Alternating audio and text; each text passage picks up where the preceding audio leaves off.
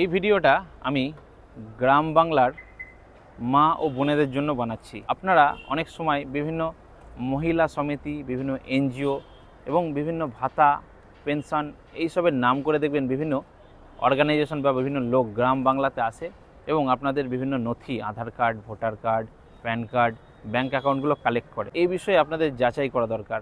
আমাদের দেশে প্রতিনিয়ত কিন্তু অনেক ক্রাইমের ঘটনা ঘটছে, যেখানে আপনাদের ব্যাঙ্ক অ্যাকাউন্টগুলো, আপনাদের মোবাইল নাম্বার ব্যবহার করে কিন্তু অনেক সাইবার ক্রাইমের অপরাধ ঘটছে। এই জন্য সতর্ক হতে হবে।